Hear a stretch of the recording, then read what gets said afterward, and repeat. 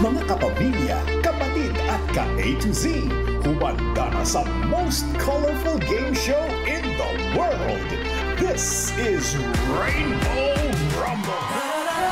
Please welcome your Rumble Master, ang pambansang host, Luis Manzano. Isang makulay na gabi, kapamilya! At syempre, makulay na gabi sa lahat ng mga kapatid kay A to Z natin. At kaya naman ngayong weekend, isang masayang reunion ang magaganap sa pinakamakulay na game show ng bayan. Ito ang...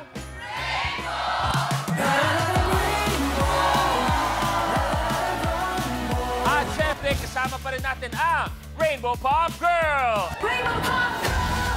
We got baby blue shining like the sky. Any purple royalty high. Ruby red like fire we ignite. Rainbow Pop Girls!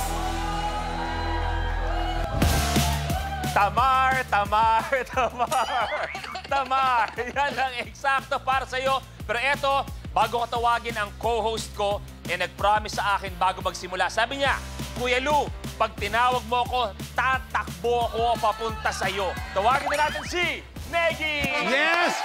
Kuya Lu! Hello! Hello! Yes! Yes, Kuya Lu! Ang saya-saya! Sabi mo, tatakbo ka papunta sa akin. Yun na yun. Oh, subok, subok. Dito ka, dito ka, dito ka, dito ka. Oh. Negi, takbo! Yes, Kuya Lu! Rain ko! Ipaliwanag mo bakit hindi ka makatakbo. Napakasarap po ng hipon, grabe. Kaya naman, Long gout ako ngayon. Nakasalamat, Kuya Lu. Makulay na gabi sa inyong lahat. At syempre, sa lahat ng kasama natin dito sa studio!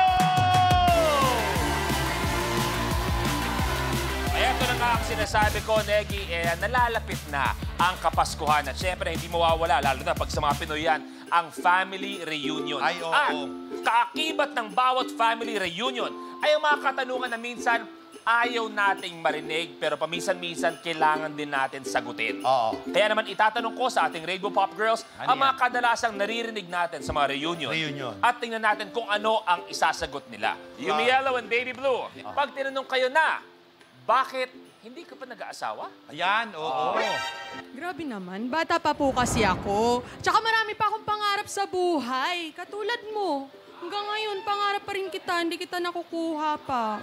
Oo. Grabe. Yumi Yellow, pag tinanong ka, bakit hindi ka pa nag-aasawa? Hindi, kasi ayoko pa kasi ng baby. Ayoko yung baby akin yung puso ko, tapos baby tawan din ako bandang huli. Di ba? Tama naman. Tama naman. Si Ruby Red and Girly Green, ba't di nyo gayahin yung pinsan nyo? Ang ganda-ganda ng trabaho. May kanya-kanya kasi tayong kakayahan at potensyal. And we have a choice kung ano man ang gustuhin nating makamit sa buhay. Kaya kung ako ang tatanungin, ang crush ko lang ang favorite choice ko. Ayoko kasi ng magandang trabaho eh. Talaga ba? Ang gusto ko, yung poging makakatrabaho! Sobra ako natutuwa. Malapit sa puso ko ang mga Rumblers natin ngayong gabi dahil sila ang nakasama ko sa pinakaunang reality show na naging host ako. Kasama pa si Miss Jody Santa Maria. At eto ngayong gabi, isang napakasayang reunion ang magaganap ang Star Circle Quest Batch 1. Kung sino-sino maglalaro, panoorin natin to. Ang reunion na 20 years in the making, magaganap na ngayong gabi. Mula sa Mandaluyong, ang actress, endorser, and mother, Roxanne Ginoo. Kung ako sa inyong lahat, magsitakbuhan na kayo habang may buhay. Buhat sa Batangas, ang influencer, content creator, and mother, Melissa Ricks. Palaban to, kaya tumabi na kayo. From Pasig, ang basketball player, performer, at barbecue stall owner, Joseph Bitangcol. Huwag na kayo sumali. Sayang lang ang effort nyo. Coming from Cavite, ang real estate company staff at father of two, Errol Abalayan. Tara na, bakbakan na! Galing Pasig ang aktor, visual artist, teacher, and SCQ Grand Team Quester, Hiro Angeles. Naamoy nyo ba yun? Nangangamoy tagumpay. May magtatagumpay kaya para sa quest na maging next Rainbow Rumble Master? Ang napakalapit sa puso ko. Palakpakan natin ang SEQ Batch 1 Magic Circle of 10. Kasama natin, Melissa Ricks, Errol Abalayan, Roxanne Guinor, Joseph Bitangkol, at ang Grand Team Quester natin, Hero Angeles. Magandang gabi sa inyong lima and nice to see you again. At sana ko pinakamasaya makasama kayong lima. Lumalayo na sila kay Joros Gamboa. Yun ang pinakamagandang nagawa ninyo. Nung nag-SEQ tayo, ang kasabay natin ang Starstruck. Ano mas pinapanood mo? SEQ o Starstruck? Pareho. Oo, pero syempre, alam mo naman, solid ka pamilya tayo. Pareho. Bago tayo magsimula, bago to, ano ang sinagot niya? SEQ o Starstruck? Nagsisinungaling ka sa harap ng bawat kapamilya. Ano sabi niya? Starstruck. Pero nanonood ako ng ano. Tita Cory, Sir Carlo, Sir Mark. Magpasalamat tayo sa serbisyong Hindi, para ano lang. Maraming salamat, kapamilya. Hindi, Kuya Lu. Wala kasi kaming TV noon. Nakikibalita lang ako sa dyaryo. Okay. Pero sa Starstruck din, syempre, ang daming nagawa din ng Starstruck para sa napakaraming mga artists. Ngayon ko lang na-realize, happy 20th anniversary sa atin. Sa lahat ng sumali, sa lahat ng nakasama sa harap at likod ng camera ng SEQ, happy 20 years sa atin lahat. Pero maglalaban-laban kayo ngayon, hindi para kung sino magiging Grand Team Quester, para kung sino ang pwedeng maglaro for 1 million. Ang round natin, tinatawag nating Rally to the Top. At eto, paano laruin?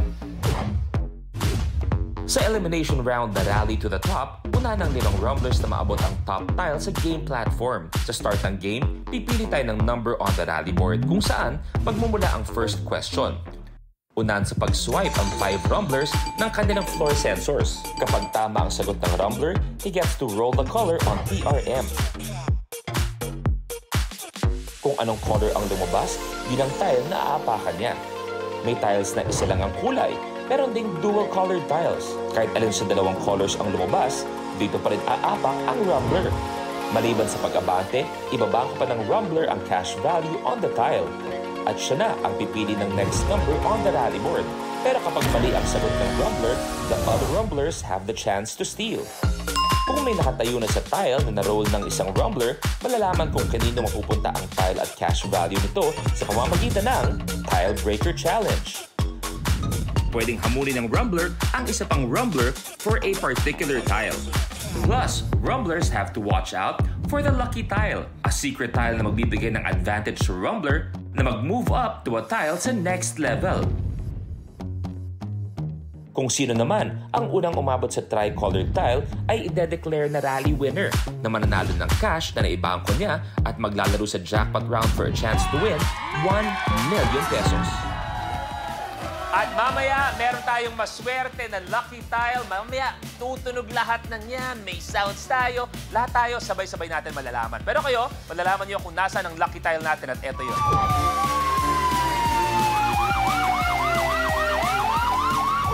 Subukan na natin ang mga floor sensors. Lahat, please, kamay sa baba. Melissa, ikaw muna. Go. And Errol, go. Hero, go. Joseph, go. Rox, go. Okay, it's time to Rainbow Rumble!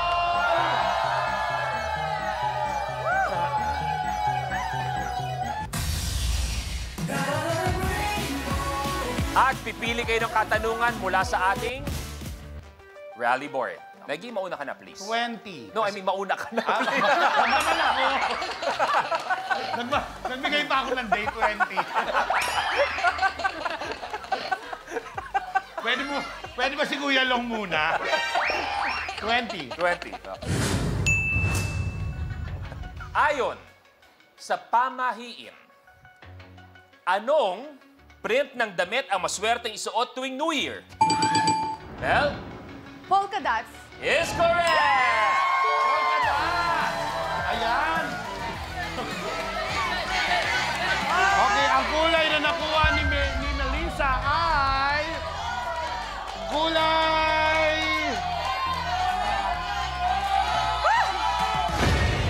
green! Mel, abante sa 2,000 pesos.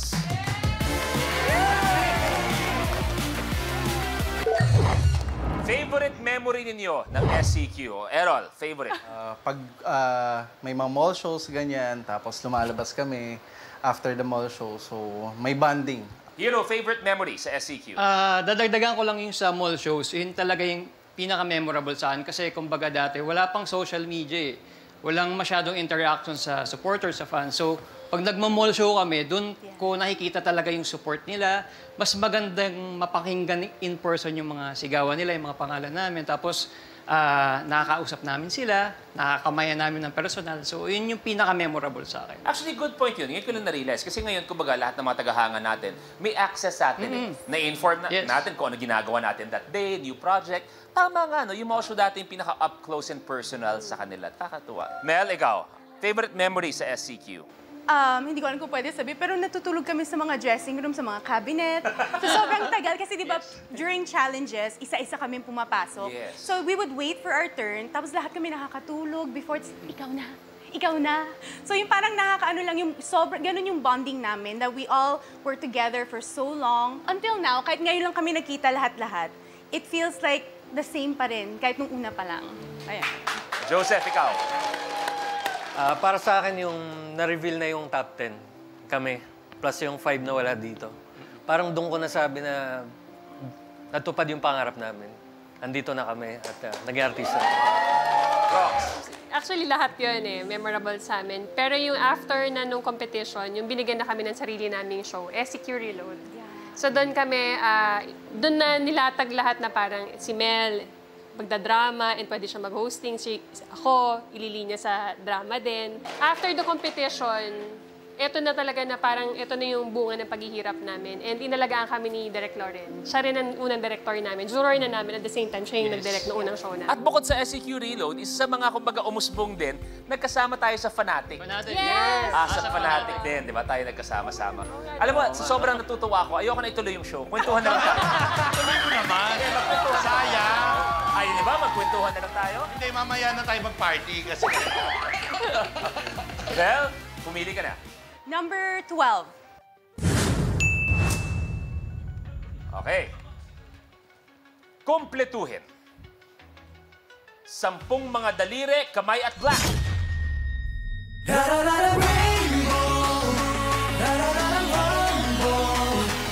Sa Season 2 na, Kuan on One! Bawat episode may extended scene na. Go to ABS-CBN Entertainment YouTube channel and click Join. Be a Super Kapamilya now! Kapag na-miss mo, pwedeng balikan.